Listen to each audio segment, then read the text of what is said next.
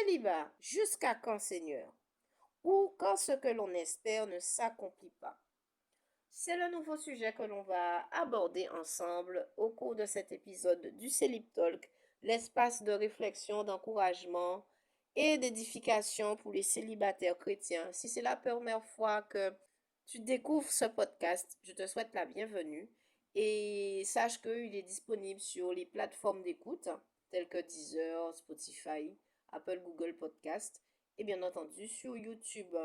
Et je tiens aussi à remercier toutes les personnes qui jusqu'à aujourd'hui me suivent, se sont abonnées et je t'invite d'ores et déjà à le faire avant de poursuivre l'écoute.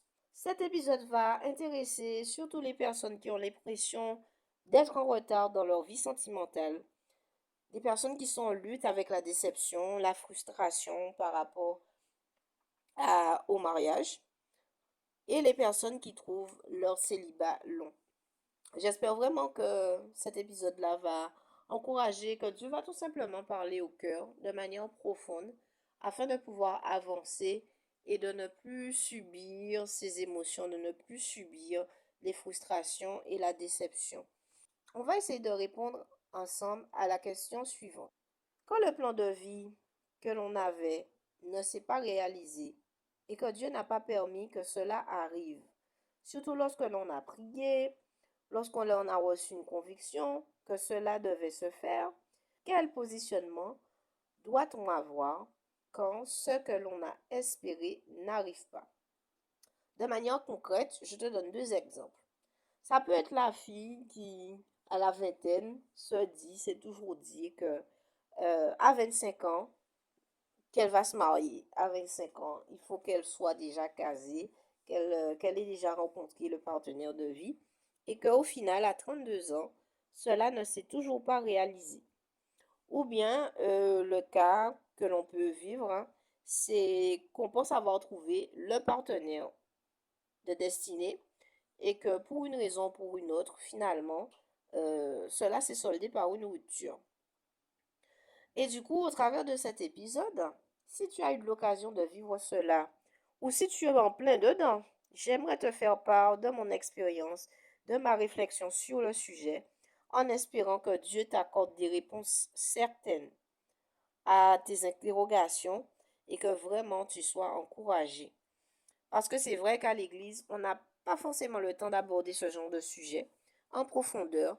Et aussi en tant que célibataire, quand on peut faire face à la déception, la frustration, hein, de ne pas voir certaines choses, ça reste délicat quand même à partager. On peut aussi parfois penser qu'il n'y a pas quelqu'un qui serait en mesure de comprendre en fait ce que l'on ressent, ce que l'on vit. Et du coup, on va aborder ensemble 5 points qui sont un mélange de questions et de réflexions. Et je te souhaite une bonne écoute. Alors, le premier point, c'est plutôt une première question que j'aimerais te poser. Comment tu te sens? Comment va ton cœur? Quelles sont les émotions qui te traversent en ce moment? Par rapport au fait de ne pas avoir vu s'accomplir ce que tu as espéré, est-ce que tu es en colère? Est-ce que tu es triste? Est-ce que tu es déçu? Est-ce que tu es frustré? Je voudrais déjà te dire que Dieu est OK avec ce que tu ressens. Il est prêt à tout entendre, même si ce que tu ressens en fait est négatif. Il faut comprendre que les émotions sont des indicateurs de l'état de ton âme sur l'instant présent. Néanmoins, il faut tendre à un équilibre et ne pas arriver à un point où on est gouverné par elles. En fait, tu as le droit de ressentir de la colère, tu as le droit de ressentir de la tristesse, mais ce ne sont pas les émotions en fait qui doivent te diriger sur une longue durée. Quand je dis que Dieu est OK avec nos émotions et OK avec ce que l'on ressent, je pense tout de suite au personnage de David, qui est l'auteur d'une grande partie des psaumes dans la Bible et qui constamment exprimait à Dieu tout ce qu'il ressentait, autant de la joie que des peurs, autant ses douleurs que sa réjouissance en fait, par rapport aux choses parfois difficiles qu'il traversait. Et j'aimerais te lire quelques passages dans le psaume 102. Alors, je te lis quelques versets puisque il est long. c'est un psaume qui est relativement long, mais c'est juste pour illustrer en fait le fait que il, David exprimait en fait ce qu'il ressentait. Déjà au verset 1, il est dit, psaume 102, verset 1, prière de malheureux lorsqu'il est abattu et qu'il répand sa plainte devant l'Éternel. Verset 3, ne me cache pas ta face au jour de ma détresse. Incline vers moi ton oreille quand je crie. Hâte-toi de m'exaucer, car mes jours s'évanouissent en fumée et mes os sont enflammés comme un tison. Mon cœur est frappé et se dessèche comme l'herbe. J'oublie même de manger mon pain. Mes gémissements sont tels que mes os s'attachent à ma chair. Verset 10. Je mange la poussière au lieu de pain et je mêle des larmes à ma boisson à cause de ta colère et de ta fureur, car tu m'as soulevé et jeté au loin. Mes jours sont comme l'ombre à son déclin et je me dessèche comme l'herbe. Peu importe comment tu te sens là, l'idée c'est que tu puisses dans un premier temps exprimer à Dieu en fait tes ressentis, oser lui dire que tu es en colère par rapport à ça, que tu es triste, que tu te sens mal par rapport à ça. Et Dieu est prêt à écouter en fait lorsque ses enfants crient, lorsque le juste crie, l'Éternel entend. Donc c'est la première chose que je voudrais te dire. Et il y a quand même un équilibre, hein. Il y a quand même un équilibre dans le fait de parler à son âme. Parce que je te disais tout à l'heure que, effectivement, tu as le droit de ressentir une émotion qui est négative, mais tu ne dois pas te laisser gouverner par elle. Et il faut que dans ce que tu traverses là, qu'il y ait un moment où tu arrives, où tu décides à parler à ton âme. Et le psaume 103 qui suit au psaume 102, il y a David qui dit, mon âme bénit l'Éternel, que tout ce qui est en moi bénisse son saint nom. Mon âme bénit l'Éternel et n'oublie aucun de ses bienfaits. Donc, au-delà de ça, de tout ce qu'il traversait, il a quand même réussi à dire, Dieu a ordonné à son âme de bénir l'Éternel et de n'oublier aucun de ses bienfaits. Au-delà de ce que tu peux ressentir, frustration, tristesse, il y a des bienfaits que Dieu fait dans ta vie. Il y a des bienfaits qui sont là et que tu ne dois pas oublier. Malgré cela, tu ne dois pas oublier la fidélité de Dieu. Malgré ça, tu ne dois pas oublier la bonté de Dieu qui se renouvelle chaque jour sur ta vie. Il y a de nombreuses choses dont Dieu nous épargne. Et soit on n'en a pas conscience, ou Dieu permet qu'on ne sache pas en fait certaines choses. Ensuite, le deuxième point que je vais voir avec toi, c'est considérer que cette situation, cette frustration, considérer que cette situation expose tout simplement l'état de ton cœur et ton degré d'attachement à Dieu. Quand tout ne va pas comme tu le veux, est-ce que tu continues toujours à faire confiance à Dieu ou ton positionnement c'est de bouder, faire la tête au Seigneur au point de dire bon, l'église, tout ça, Dieu, je mets ça de côté parce que euh, je n'ai pas reçu ce que je voulais. Et c'est important d'être au clair avec ça. Qu'est-ce que cette situation permet de révéler par rapport à l'état de ton cœur? Et je vais te lire un extrait d'un article que j'ai lu, je mettrai en descriptif, que j'ai vraiment trouvé intéressant. Et tout à l'heure aussi, je vais lire le témoignage de deux sœurs. Deux sœurs qui ont vécu, parce que je ne sais pas aujourd'hui où elles en sont, mais ce sont des articles de deux sœurs qui ont vécu ces situations de déception et du coup, elles ont appris des choses au travers de ça. Et c'est simplement pour lire cette partie par rapport au cœur. Alors du coup, je vais simplement lire l'extrait de l'article qui a été écrit par Grace Lim, qui est d'origine australienne. Et elle partage son expérience. Pour résumer l'histoire, elle cherchait quelqu'un. Elle cherchait quelqu'un. Et puis, elle a essayé de rencontrer du monde via les applications de rencontre. Et finalement, elle a rencontré quelqu'un. Elle a rencontré quelqu'un et ils ont commencé à échanger.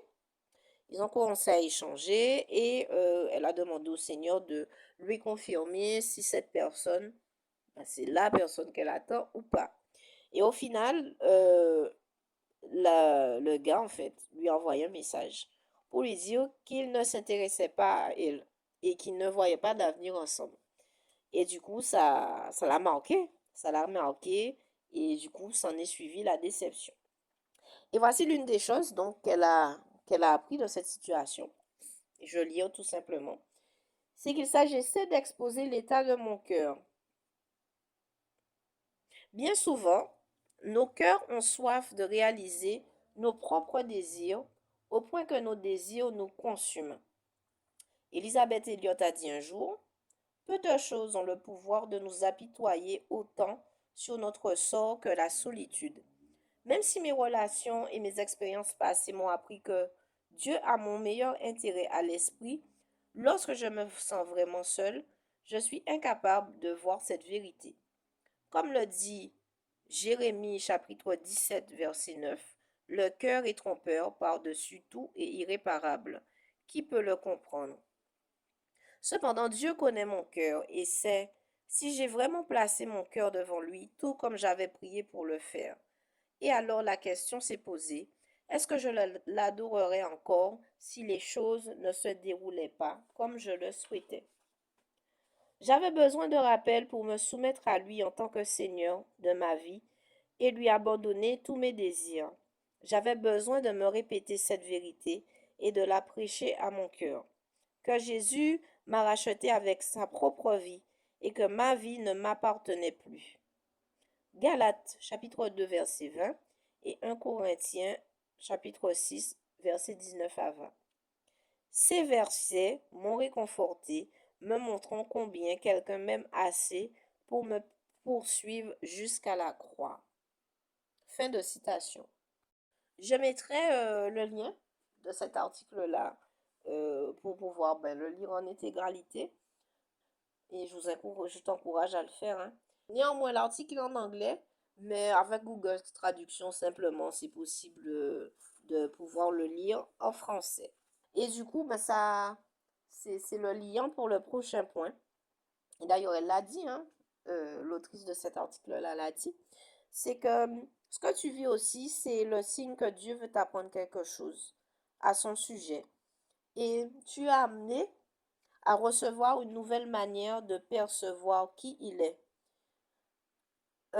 Et là, je vais lire aussi un extrait d'article qui s'intitule Pourquoi suis-je toujours célibataire?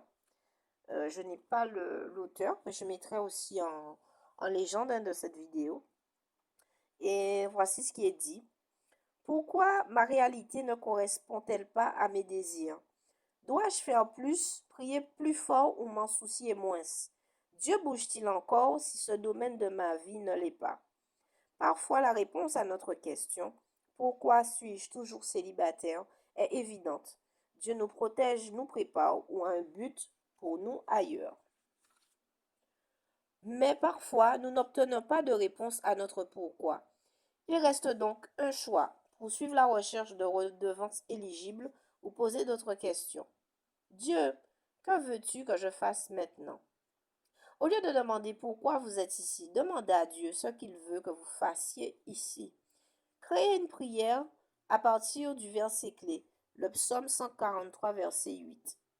Montre-moi le chemin que je dois suivre, car à toi je confie ma vie. Vous avez de l'influence là où vous êtes, que vous ayez ou non une bague au doigt. Comment pouvez-vous utiliser votre temps, vos talents, votre énergie aujourd'hui pour servir les personnes avec qui vous êtes et les endroits où vous vous trouvez? Waouh, je dis waouh, ça m'a marqué. Ça m'a marqué, surtout lorsque l'auteur dit euh, que l'on a, surtout lorsque l'auteur dit que l'on a de l'influence là où on est, que l'on ait ou non une bague au doigt. Et j'aimerais me rappeler ça aussi, ce n'est pas parce que l'on est seul que cela veut dire que l'on est moins que quelqu'un qui est marié. Et bien souvent, surtout arrivé à un certain âge, hein, on a bien envie quand on a, je sais pas, une fête, on est invité à un événement, ben on se sent un peu Ça, c'est un peu moins, c'est parce que ben, on arrive seul et forcément, il y a des questions, des interrogations. Ah, mais pourquoi tu viens seul? Alors, tu n'es pas venu accompagner, des choses comme ça. Comme si c'est minimisant, en fait, de venir seul à un événement, alors que pas du tout. L'autre question que tu pourrais poser, en fait, au lieu de qu'est-ce que j'ai fait ou qu'est-ce que je n'ai pas fait, Seigneur, pour que je sois dans cette situation, pour que, voilà, ce que j'espère là, ça n'arrive pas.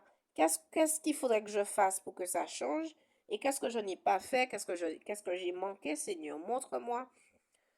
La question qu'il faudrait se poser, c'est, Seigneur, qu'est-ce que tu veux m'apprendre? Seigneur, qu'est-ce que tu veux m'apprendre de toi? Et en fait, ce que tu vis là, c'est une bonne opportunité pour permettre à Dieu de rétablir l'image. L'image peut-être que tu t'es faite de lui. Je m'explique. On a les expériences du passé, on a des expériences aussi actuelles, des expériences en gros, et des choses que l'on entend de Dieu. Par exemple, on pense que Dieu doit toujours nous accorder ce qu'on lui demande et que c'est légitime qu'il nous donne tout ce que l'on veut au moment où on le veut. Et Dieu veut montrer que c'est pas forcément comme ça qu'il procède en fait. Et il faut que l'image qu'on ait de Dieu soit vraiment alignée au Dieu qui est décrit dans sa parole, le Dieu de la Bible. C'est ce Dieu-là en fait qu'on doit adorer. C'est ce Dieu-là qui est notre Seigneur et c'est pas un Dieu qu'on a préconçu, qu'on s'est façonné, parce que forcément, le Dieu qu'on s'est façonné dans notre imaginaire, dans notre préconçu, ce Dieu-là va nous décevoir. Et donc, au travers de cette situation-là, Dieu veut vraiment se révéler tel qu'il est en fait, à toi. Et du coup, si tu es frustré par cette situation aujourd'hui, c'est que, comme je l'ai dit, hein, peut-être que tu as pensé jusqu'à présent que Dieu doit répondre à toutes tes prières et tes exigences. Alors que Dieu ne peut t'accorder que les choses pour lesquelles il s'est engagé. Ça part d'une promesse. Je te promets telle chose. Est-ce que, par exemple, la personne que on va dire, tu espérais, est-ce que Dieu t'avait promis cette personne-là? Deuxième chose, je vais plus en profondeur, attention. Est-ce que le mariage, je ne sais pas comment dire ça, est-ce que le mariage même t'a été promis? Tu as reçu une parole, vraiment une parole profonde du Seigneur, sûre et certaine, te disant que à tel âge tu vas te marier. Si tu n'as pas reçu cette parole, ou si tu as pensé que tu avais reçu ça et que ça ne s'est pas accompli, c'est tout simplement Dieu qui ne t'avait pas parlé. C'est tout simplement Dieu qui ne t'avait pas parlé. Parce que le Dieu que l'on découvre dans la Bible dit que lorsqu'il dit la chose arrive, que ses promesses sont vraies. Ce qu'il dit, il l'accomplit. Donc s'il y a quelque part pas d'accomplissement, c'est tout simplement l'Éternel qui n'a pas dit. Et donc il faut revoir, il faut rechecker avec Dieu, reconnaître, s'humilier, reconnaître, Seigneur, peut-être que je n'ai pas entendu. Pardon parce que je n'ai pas entendu. J'ai pensé que c'était toi, mais je me rends compte que non. Revenir sur ses pas, revenir au Seigneur. Et comme je disais au premier point, exprimer ce que tu ressens. Parce que c'est aussi un père. N'oublie pas que Dieu est un père. Et un père, ça écoute ses enfants, en fait. Et tu ne dois pas oublier que Dieu est souverain au-dessus de toute chose et qu'il voit bien plus loin que toi et moi. L'autre chose aussi qui peut causer de la frustration, c'est le fait que des fois on est inflexible. Quant à la manière dont Dieu peut agir pour nous, on reste parfois bloqué sur une seule manière dont Dieu doit nous bénir, alors qu'il peut nous bénir d'une manière inattendue. Et là aussi, ça fait écho aux expériences, des choses qu'on a entendues, euh, que voilà, il y a un couple qu'on a entendu, ça s'est passé de telle manière pour eux. Et comme on a saisi, on a mis la foi dans ça, on s'est dit, ben oui, moi aussi, eh ben, il faut que ça arrive comme ça pour moi aussi, que la personne se présente comme ça, comme ça. Alors que non, il y a un plan pour chaque personne. Il y a une manière dont Dieu veut te bénir personnellement et il ne faut pas s'attendre à ce que ce soit la copie conforme de notre couple en fait. Et il faut être ouvert à ça. Et des fois, quand c'est pas comme on le veut, eh ben, ça nous frustre, ça nous fait bouder. Alors que non, il faut laisser Dieu nous surprendre aussi, en fait. Alors, je reprends les points qu'on a vus. Premièrement, comment tu te sens? Deuxièmement, cette situation expose l'état de ton cœur actuel et ton degré d'attachement à Dieu. La troisième chose, c'est que au travers de ça, Dieu veut t'apprendre quelque chose et Dieu veut rétablir la véritable image de qui il est à tes yeux. Quatrième point maintenant, par rapport à ce que tu espérais, ce que tu espères, quelles ont été ou quelles sont tes motivations de départ? Dans notre cas, le mariage. Est-ce que c'est un besoin d'accomplissement? Et se dire que dans sa vie, on a réussi quelque chose. Se dire, ah ben au moins, je suis casée, j'ai au moins réussi ça. Est-ce que ta motivation, c'est par rapport à la comparaison? Ah, les autres autour de moi sont mariés et pas moi. Ou selon, quand je regarde mes parents se sont mariés à 25 ans. Donc j'estime que moi aussi, eh ben, il faut que je sois mariée à 25 ans. Mais peut-être que, je pense que, ben, on voit que Dieu, il a prévu autre chose en fait. L'autre motivation, est-ce que c'est la pression sociale? Parce qu'autour de toi, maman, église, pasteur, ils te disent, ah ben là, c'est le moment pour toi de te marier et que ça devrait être évident et que c'est pas normal et puis ça te met la pression, ça te stresse et voilà. C'est quoi toutes les motivations là? C'est quoi, je dis plutôt, c'est quoi ta motivation là? De manière sincère, c'est quoi ta motivation pour te marier, pour être avec quelqu'un? Et d'ailleurs, je vais te renvoyer à l'épisode sur la pression sociale, oui, la pression sociale. Je crois que c'est le deuxième épisode. Je t'invite à aller l'écouter. Et en fait, j'ai, j'ai, hum, j'ai lu en fait le rapport d'une enquête qui a été menée sur l'impact de la pression sociale sur les célibataires. Et c'est juste affolant. Donc, je t'invite à aller regarder ça. Tiens, je vais le mettre en lien aussi dans le descriptif. En cinquième point, ben, je voudrais te faire part de mes expériences, hein, où moi aussi j'étais confrontée à la déception. Ça remonte à, oh là là, ça remonte à 2 ans. Et merci Seigneur, ben, ça va beaucoup mieux. Mais je sais que quand on est dedans, c'est pas simple, c'est pas simple du tout. C'est vrai que je parle là, mais c'est pas simple quand on est dedans. Et par rapport à ça, c'est pour ça que j'ai à cœur de faire ces choses-là, ces contenus-là, parce que on a besoin de, on a besoin de quelque chose auquel on peut se rattacher et qui nous conduise vers Dieu. Et que je me dis, si j'avais entendu ce que je vais partager là, mais ouais, ça m'aurait encouragé grave en fait. Alors du coup, juste deux témoignages. Et le troisième, c'est un article que je vais lire où justement, ben, c'est une sœur, elle a été confrontée à la déception. Donc vraiment, ben, ça puisse t'encourager, tout simplement. Que ça puisse t'encourager. Alors le premier témoignage, donc c'est moi. Ben, j'avais rencontré quelqu'un il y a à peu près 2 ans. Ouais. J'avais rencontré quelqu'un et dans ma tête, je m'étais dit, ouais, ah oui, c'est la personne, c'est bon. Et je m'étais fait tout un film. Je m'étais fait tout un film dans ma tête et on discutait. Il n'y avait rien encore qui était confirmé. On discutait, on échangeait. Et jusqu'à ce que, ben, par différentes circonstances, voilà, je suis venue à me poser des questions, à demander à cette personne, mais qu'est-ce qu'il en est vraiment? Puisque ça commençait à être... bon, on était trop proches en fait. Ouais, on était trop proches. Et je suis venue à poser la question, voilà, qu'est-ce qu'il en est? Et au final, bah, non seulement j'ai pas eu de réponse, et au final, la personne a décidé de prendre distance, de prendre ses distances par rapport à moi, et ça a été vraiment terrible. Parce que le fait que je n'ai pas eu de réponse que, claire pour dire oui, non, ou non, attends, c'était terrible, et du coup, bah, je suis rentrée dans un cercle de déception, en fait, tout simplement.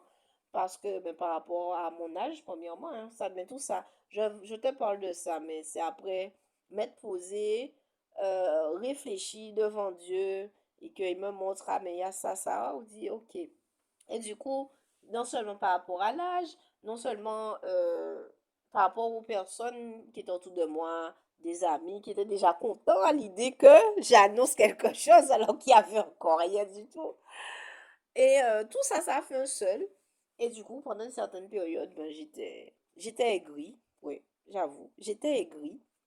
Et petit à petit, Dieu a procédé à ma reconstruction. Dieu a procédé à mon relèvement. Oui, ça se dit. À mon relèvement jusqu'à ce que, aujourd'hui, voilà, je viens à encourager des célibataires.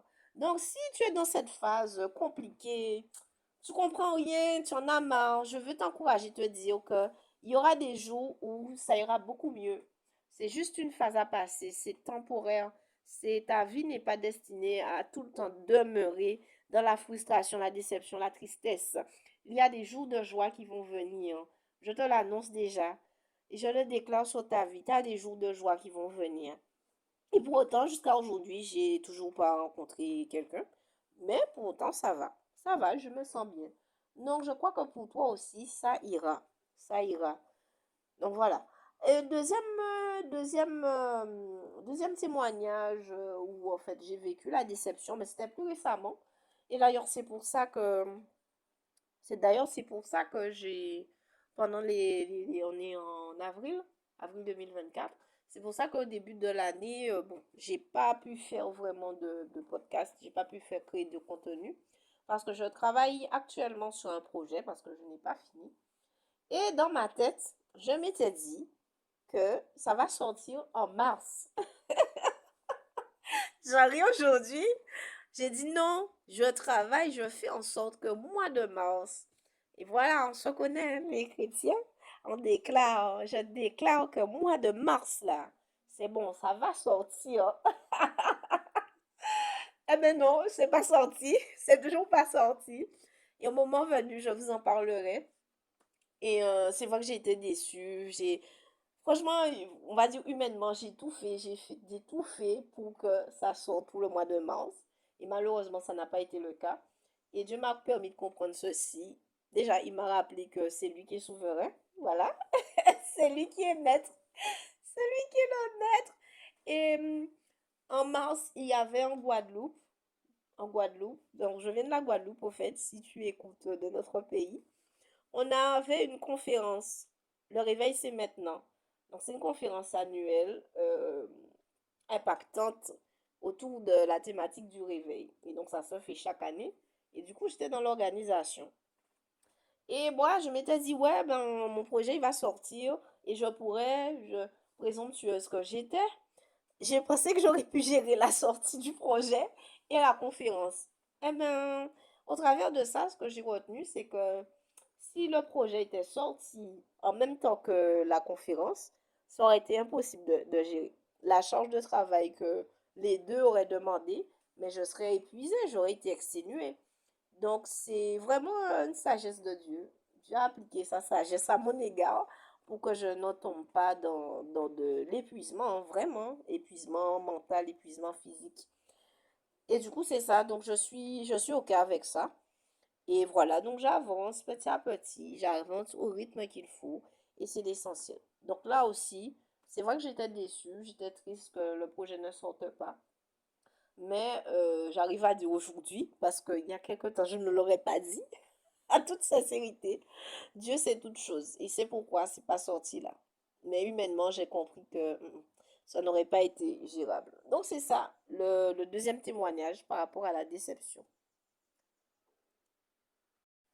Ok, alors comme je disais, le troisième témoignage, alors j'ai vraiment à cœur de le lire parce que j'ai trouvé ça tellement waouh. Et mais je t'invite à aller, hein, je vais mettre en descriptif. Je t'invite à aller relire cet article parce que là je vais le lire. Et c'est Mackenzie King, d'origine australienne également. Et ce témoignage-là s'intitule Quand mes espoirs de relation ont été anéantis. Et pareil, elle parle de voilà, une expérience qu'elle a vécue et qu'est-ce qu'elle a appris de Dieu. Donc, ouais, je crois vraiment que ça va t'encourager si tu es dans cette mauvaise passe-là. Ok? Moi, je lis tout simplement et voilà. Je pensais Alors, l'article, pardon, a été écrit en 2020, donc au moment du Covid. Je pensais que ma décennie de célibat touchait à sa fin. J'ai pensé avec une lueur chaleureuse que je pourrais enfin dire à tout le monde que je vois quelqu'un. Mais j'avais vraiment tort. Depuis 6 mois, j'échangeais des messages avec quelqu'un que je venais de connaître. La sagesse glanée sur les sites de rencontres et les amis m'a convaincu qu'il s'intéressait à moi. Sinon, pourquoi m'enverrait-il des messages tous les jours? Il devait sûrement y avoir un intérêt quelconque, n'est-ce pas? Ça me rappelle quelqu'un, ça. Lol. Euh, il pourrait m'inviter à sortir n'importe quel jour maintenant, ai-je pensé. Hélas, à la même époque, le monde se préparait à s'isoler pendant des mois pour tenter de freiner le Covid-19. Mais je n'ai pas été découragée. Peut-être que quelque chose se produirait une fois que tout cela, Covid-19, serait passé. En attendant, nous pourrions faire des choses amusantes en ligne. Malheureusement, j'avais tellement tort. Même si les messages continuaient tous les jours, il n'y avait aucun signe qu'il souhaitait faire quoi que ce soit avec moi. Et puis un jour, la vérité éclata. Il voit quelqu'un et il discute en ligne. J'ai appris la nouvelle de la seule façon possible. Je me suis assis sur mon canapé et j'ai pleuré pendant une bonne demi-heure. Et les larmes ont continué toute la nuit, mon oreiller trempé de larmes chaudes et salées.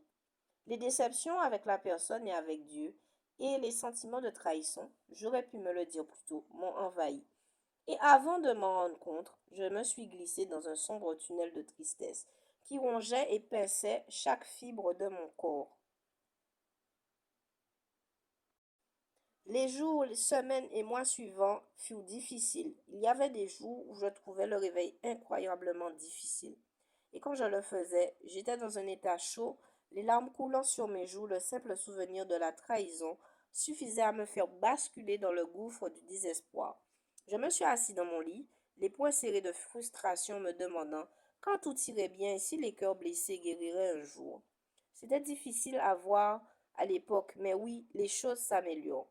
Et ces mois sombres, très sombres, m'ont montré à quel point Dieu est incroyablement fidèle et comment il ne m'avait pas laissé languir tout seul.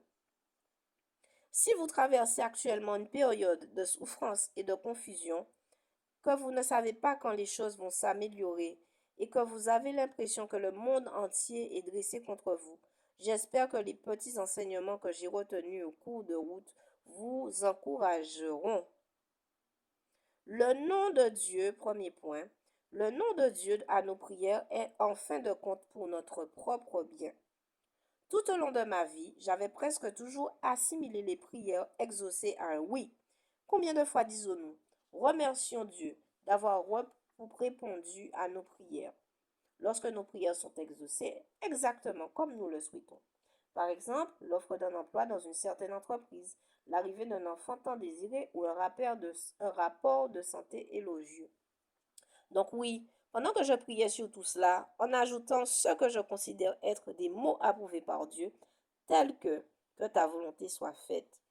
Alors que je voulais vraiment dire ma volonté soit faite. Dieu a eu mon dernier mot qui était non et j'ai été écrasée. Cependant, j'ai appris que le nom de Dieu ne vient pas d'un cœur déterminé à refuser de bonnes choses à ses enfants. Dans ce cas précis, Dieu me sauvait d'une relation potentiellement désastreuse. Mais il y aura aussi des moments où le nom de Dieu semble n'avoir aucun sens. Et lorsque cela se produit, nous pouvons nous accrocher à la promesse de Romains 8, verset 28, selon laquelle, en toute chose, Dieu œuvre au bien de ceux qu'il aime, qui ont été appelés selon son dessein. Après réflexion, nous étions des personnes très différentes avec des intérêts et des valeurs différentes et je remettais constamment en question chacun de mes mouvements et chacun de mes mots de peur de paraître moins que à ses yeux. À long terme, cela ne ferait que créer une relation très misérable et un moi très misérable. Donc avec le recul, je suis heureuse que Dieu ait dit non, même si je n'ai pas l'impression que ce soit pour mon propre bien à ce stade. Ok, je ne vais pas tout lire. Je vais juste finir avec le dernier paragraphe de l'article et vous lirez la suite. C'est super. Alors, le dernier passage dit, Nos circonstances peuvent être injustes. Notre souffrance peut s'accrocher fermement à nous et notre douleur semble heureuse de prolonger son accueil. Mais puis-je vous encourager, aussi fort que cela puisse être certains jours, à fixer vos yeux sur Jésus, l'auteur et le perfectionneur de notre foi. Hébreux chapitre 12 verset 2, qui ressent profondément notre blessure et notre douleur. Hébreux chapitre 4 verset 15. Et écoute à nos appels à l'aide. Psaume 22 verset 24. Parce que dans la lumière et la gloire de Dieu, tout ce que nous souffrons sur terre devra fuir pour se mettre à l'abri. Selon les mots de l'auteur et pasteur John Hindley dans son livre Dealing with Disappointment, ce qui signifie gérer, traiter avec la déception. Dieu ne vous enverra pas de message pour vous remonter le moral. Il ne fera pas simplement disparaître votre souvenir de déception. Il viendra à vous et il utilisera sa main divine et blessée pour essuyer les larmes de votre visage, taché par la bataille. Et c'est l'espérance de mon Dieu éternel à laquelle je m'accroche. Amen. Amen. Tu peux les liker. Tu peux liker. N'hésite pas aussi à commenter si tu le souhaites hein, en fin de podcast, si tu es sur YouTube. Et pour finir cet épisode, hein, comme je le fais habituellement, je vais te laisser avec quelques versets, sur lesquels je t'inviterai à méditer, pour faire du bien à ton âme, parce que sans doute là, elle en a besoin. Ton âme a besoin d'être réconfortée, et c'est Jésus qui peut le faire. Euh, alors, dans le chapitre 11 de Matthieu, versets 28 à 30, il est dit, venez à moi, vous tous qui êtes fatigués et courbés sous un fardeau, et je vous donnerai du repos. Si la frustration est ton fardeau, si la tristesse, la mélancolie sont tes fardeaux, viens à Jésus, viens à Jésus, viens à Jésus. Parce que tu as besoin de repos, ton âme a besoin de repos, ton âme a besoin de repos. Néanmoins, il dit, après cela, c'est la version Louis II 21, acceptez mes exigences et laissez-vous instruire par moi, car je suis doux et humble de cœur, et vous trouverez le repos pour votre âme. En effet, mes exigences sont bonnes et mon fardeau léger. Donc au-delà de ça, ça résume un peu tout ce qu'on a dit, hein, tout ce qu'on a vu ensemble. C'est il y a Dieu qui doit, enfin, nous devons plutôt laisser Dieu faire son œuvre au travers de nous, par le biais de par le biais de toute situation que nous sommes amenés à traverser, situation tout aussi douce, bonne, que situation mauvaise. Au psaume 37, versets 23 et 24. L'Éternel affermit les pas de l'homme, et il prend plaisir à sa voix. S'il tombe, il n'est pas rejeté, car l'Éternel lui prend la main. Tu n'es pas rejeté, tu n'es pas rejeté. Je veux te dire que tu n'es pas rejeté. L'Éternel prend ta main, l'Éternel veut te conduire quelque part. Ne lâche pas la main du Seigneur. Combien même la frustration est profonde, ne lâche pas la main du Seigneur. C'est lui qui doit t'emmener en qualité de brebis, en qualité d'enfant. De toi-même, tu ne peux pas te diriger, mais c'est l'Éternel qui va te diriger au travers de ça, jusqu'à t'en sortir. Et que tes pas soient affermis, tes pas soient affermis. Au psaume 34, verset 19, l'Éternel est près de ceux qui ont le cœur brisé, et il sauve ceux dont l'esprit est abattu. Si ton esprit est abattu, Dieu peut te sauver. Si ton esprit est dans le découragement, Dieu peut te sauver. C'est la promesse qui est écrite là et qui est pour toi aujourd'hui. Au Proverbe 20, chapitre 20, verset 24. C'est l'Éternel qui dirige les pas de l'homme. Que peut comprendre l'être humain à sa voix? Voilà. C'est l'Éternel qui dirige tes pas. Mais tout ne sera pas forcément compréhensible. Mais je crois que le plus important, c'est que ce soit l'Éternel qui dirige tes pas et que ce ne soit pas toi qui te dirige dans une voie peut-être que le Seigneur n'agrée pas. Et en dernier lieu, le Proverbe chapitre 16 verset 9 dit que le cœur de l'homme peut méditer sa voie, mais c'est l'Éternel encore une fois qui dirige ses pas.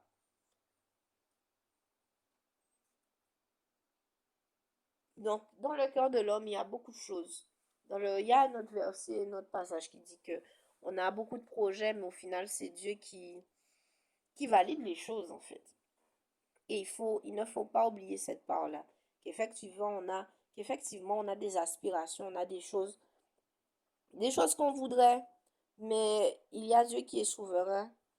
Et des fois, l'incompréhension, la frustration, en fait, le fait de ne pas comprendre tout, le fait que parfois il nous est pas permis de tout comprendre, ça peut frustrer. Mais encore une fois, le plus important, le plus rassurant, c'est de savoir que c'est l'Éternel qui te dirige quelque part. Et là où il t'emmène, ce n'est pas un cul-de-sac. Là où il t'emmène, c'est quelque part de bien. C'est quelque part de bien. Et je prie que ce que tu vis là aujourd'hui, comme que ce soit les deux filles dont j'ai cité leur article, que ce soit moi, que toi aussi, tout ce que tu as vécu là, ça va se transformer en témoignage pour, à ton tour, encourager des frères ou des sœurs qui passeraient par la déception. Mais je conclurai en ces mots. La déception n'est pas la finalité de ta vie. La déception, le découragement, ce n'est pas la finalité. Ce n'est pas la finalité. Dieu a meilleur pour toi. Et je vais finir comme ça. Je vais finir comme ça cet épisode. J'espère qu'il y a des choses qui t'ont aidé au travers de ce qui a été dit. Et puis, on se dit à la prochaine. N'oublie pas de t'abonner, de partager aussi à quelqu'un qui passe par un mauvais travers. Ça va l'aider. Et oui, très important, rendez-vous sur les réseaux sociaux aussi. Il y a des événements qui sont annoncés, il y a des petites choses. Si tu es en Guadeloupe, il y a une soirée de prière qui est organisée en Guadeloupe, à Jarry. Du côté de Jarry, les infos sont sur mon feed Insta, sur mon Facebook. Donc, ben, j'espère t'y voir, hein, tout simplement. Et puis, ben, on se dit à bientôt. Merci beaucoup. Ah oui, dernière chose, j'oublie chaque fois. Mais si tu as à cœur aussi de soutenir cette œuvre-là, ben, tu peux le faire via Tipeee, le lien aussi est en descriptif. Tipeee, et il y a des projets qui doivent venir. Et bon, si tu m'accompagnes sur ça, ben, ce serait super. Voilà, ben, je termine comme ça. Et puis on se dit à très vite. Bye bye.